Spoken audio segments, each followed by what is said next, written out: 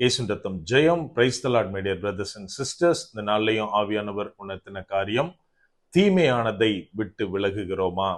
ஆவியானவர் உணர்த்தின வசனம் தெசலோனிக்கேயருக்கு எழுதின முதலாம் நிருபம் அதிகாரம் 5 வசனம் 22. பொல்லாங்காய் தோன்றுகிற எல்லாவற்றையும் விட்டு விலகுங்கள். Abstain from all appearance of evil. 1 Thessalonians chapter 5 verse 22. எனக்கு அன்பானவர்களே, இந்த இடத்துல அப்போஸ்தலனாகிய பவுல் என்ன எழுதுறார் அப்படின்னா, பொல்லாங்காய் தீமையானதாய் தோன்றுகிற எல்லாவற்றையும் விட்டு விலகுங்கள் அப்படின்னு தெளிவாக இந்த இடத்துல எழுதியிருக்கிறார். நாம் இன்றைக்கு தீமையானவைகளை விட்டு விலகுகிறோமா? நம்ம கொஞ்சம் யோசித்து பார்க்கணும். இந்த டாபிக்கை கேட்ட உடனே ஒருவேளை நம்ம நினைக்கலாம், பிரதர் அது தீமையானதுன்னு தெரிஞ்சும் எப்படி நம்ம கண்டினியூ பண்ணுவோம், இம்மிடியேட்டா விலகுவோம் அப்படின்னு நம்ம நினைக்கலாம். ஆனால் இன்றைக்கு தீமையானது என்று தெரிந்தும் தங்களுக்கு ஏதோ ஒரு விதத்துல அந்த இடத்துல ப்ராஃபிட் இருக்கு அப்படின்னு தெரிஞ்சா அதை கண்டினியூ பண்றவங்களும் சகித்து கொண்டு வாழ்பவர்களும் இருக்கத்தான் செய்கிறார்கள். கொஞ்ச நாளைக்கு முன்னாடி ஒரு சிஸ்டர்கிட்ட நான் பேசினேன். அவங்க யூகேல செட்டில் ஆயிட்டாங்க. பட் இப்போ சென்னையில இருக்காங்கன்றத அவங்க ஸ்டேட்டஸ்ல இருந்து நான் பார்த்துட்டு அவங்களுக்கு கால் பண்ணி, எப்போ வந்தீங்க சிஸ்டர், எதுவும் வெக்கேஷனா அப்படின்னு அவங்ககிட்ட பேசிட்டு இருந்தேன். அப்போ அவங்க சொன்ன காரியம், இல்ல பிரதர் அங்க க்ளோஸ் பண்ணிட்டு பெர்மனண்டா நாங்க இந்தியா வந்துட்டோம் அப்படின்னு சொன்னாங்க.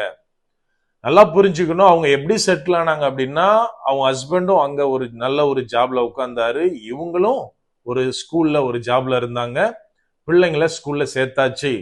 இந்த மாதிரியான ஒரு கம்ஃபர்ட் ஜோன்ல போய் அவங்க உட்கார்ந்து வெல் செட்டில்டு அப்படின்ற ஸ்டேட்டஸ்ல இருந்தவங்க ஏன் இங்க வந்தாங்கன்னு நான் அவங்க கிட்டே கேட்டேன், என்னாச்சு சிஸ்டர் அப்படின்னு. அதுக்கு அவங்க சொன்ன காரியம், நாங்க நடக்கிறதெல்லாம் பார்த்தேன் பிரதர், எதுவுமே கரெக்டா இல்ல. என் பிள்ளைங்க கண்டிப்பா ஆவிக்குரிய ரீதியில இந்த இடத்துல இருந்தா வளர முடியாது. அவங்க அங்க இருந்ததை பார்த்து கெட்டு போறதுக்கு நிறைய சான்சஸ் இருக்கு. அதனால என்னதான் நல்ல செட்டில் ஆயிருந்தாலும் சரி, வேண்டாம், நம்ம growth மெதுவா இருந்தாலும் பரவாயில்ல, நம்ம நாட்டுக்கு போயிடலாம் அப்படின்னு வந்துட்டேன் அப்படின்னு சொன்னாங்க. உண்மையில எனக்கு ஆச்சரியமா இருந்தது. அந்த இடத்துல, அவங்களோட இடத்துல நான் என்னைய வச்சுதான் பார்த்தேன். ஒருவேளை நம்மளா இருந்தா இந்த ரீசனுக்காக நம்ம வந்திருப்போமா? ஏன் அப்படின்னா நமக்கே தெரியும், அங்க நம்ம எவ்வளவு சம்பாதிக்கலாம், எவ்வளவு சூப்பரா ஒரு ஹைஃபையான ஒரு லைஃப் ஸ்டைல்ல மாறிடலாம் நமக்கு தெரியும். இதெல்லாம் விட்டுட்டு நம்மளால வர முடியுமா அப்படின்னு நிறைய நேரம் அவங்கள குறித்து நான் யோசிச்சுட்டு இருந்தேன். இதை கேட்டுட்டு இருக்கப்போ நிறைய பேர் நினைக்கலாம், எங்க இருந்தாலும் சரி நம்ம பிள்ளைங்க தேவனுக்குள்ளாய் வளர்க்கிறது நம்மளால முடியும், தேவன் அவங்கள பாதுகாப்பார் அப்படின்னு சிலர் நினைக்கலாம். ஒரே ஒரு காரியத்தை மாத்திரம் நான் சொல்ல விருப்பப்படுறேன். அதாவது ஒரு பிரச்சனையான இடத்துல நான் போய் நின்னுட்டு, ஆண்டவர் என்னைய பாதுகாப்பார், எதுவும் எனக்கு நேரிடாது, நான் அந்த பிரச்சனையான சிச்சுவேஷனை மேற்கொண்டுருவேன் அப்படின்னு சொல்றோமா? ஒண்ணு நல்லா புரிஞ்சுக்கணும், தேவன் பாதுகாப்பார், அதுல எந்த டவுட்டும் கிடையாது.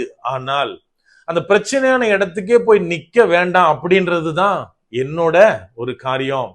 எனக்கு அன்பானவர்களே, இந்த இடத்துல அப்போஸ்தலனாகிய பவுல் அதைத்தான் சொல்லுகிறார், பொல்லாங்கானதாய் தோன்றுகிற எல்லாவற்றையும் விட்டு விலகுங்கள் அப்படின்னு. இன்னைக்கு நம்ம எத்தனை பேர் அப்படி பண்ணிட்டு இருக்கோம்? ஏன் அப்படின்னா, சில காரியம் நமக்கு ப்ராஃபிட்டபிளா இருக்கும், ஆனால் நம்முடைய வளர்ச்சிக்கு அது உதவாது, அது தீமையான காரியம் தான் தெரிஞ்சும் எத்தனை பேர் அதை நம்ம அட்ஜஸ்ட் பண்ணி வாழ்ந்துட்டு இருக்கோம். ஒரு உதாரணத்துக்கு, குடிப்பழக்கம் தீமையானது தான். அது தனி மனிதனையும் சரி, சமுதாயத்தையும் சரி, ஃபேமிலிஸையும் சரி உடைக்கும். இது எல்லாருக்குமே தெரியும்.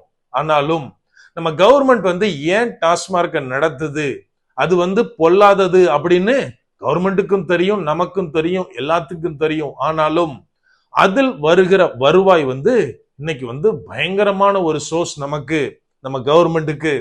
அதனால தான் அது பொல்லாதது என்று தெரிந்தும் அதை கவர்மெண்ட் நடத்திட்டு இருக்கு.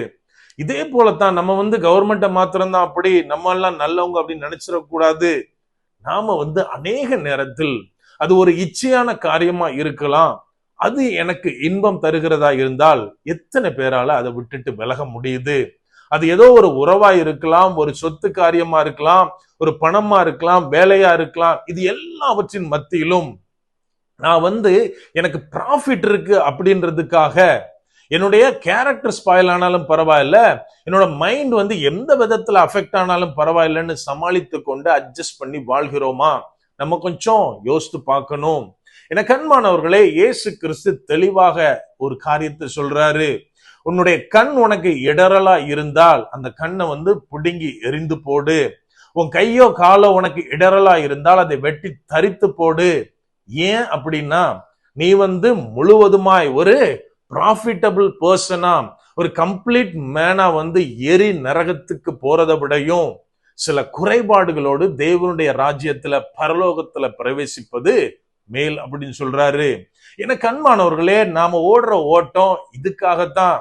நான் எப்படியாவது தேவனுடைய அந்த நித்தியத்துல சேர்ந்துடணும், பரலோகத்துக்கு நான் உள்ள என்ட்ராயிரணும், இதுக்காகத்தான் ஓடிக்கொண்டிருக்கிறோம். அப்படியானால் நமக்கு இயேசு கிறிஸ்துவையும் என்னையும், தேவனையும் என்னையும் பிரிக்கிற பொல்லாங்கான காரியங்கள், தீமையானவற்றை விட்டு விலக விரும்புகிறோமா? நான் எப்போ தேவனுக்கும் எனக்கும் இடையில இருக்கிற தீமையான காரியங்களை விட்டு விலக ஆரம்பிக்கிறோமோ அப்போதுதான் தேவனிடத்துல இன்னும் அதிகமாய் கிட்டி சேர முடியும். அப்படியே கண்களை மூடுவோமா? அன்பான ஆண்டவரே, இந்த நேரத்திலே அப்பா உம்மை நோக்கி பார்க்கிறோம். ஆவியானவர், நீர் எங்களோட இருக்கிறீர், அதற்காய் நன்றி செலுத்துகிறோம். அப்பா, இன்னைக்கு நிறைய காரியங்கள் எங்களுக்கு சில சோர்வுகளை, ஆவிக்குரிய ரீதியில சில தடைகளை உண்டு பண்ணுகிறத ஆவியானவரே நீங்க அறிஞ்சிருக்கிறீங்கப்பா. அப்பா, அதை நாங்க உணர்ந்து கொண்டாலும் அநேக நேரத்துல எங்களுடைய தேவைகளுக்காக, எங்களுடைய ப்ராஃபிட்டுக்காக அதை அட்ஜஸ்ட் பண்ணி நாங்க வாழ்றோம். ஆவியானவரே, இந்த மாதிரியான காரியங்கள் எங்க வாழ்க்கையில இருக்கக்கூடாது தகப்பனே.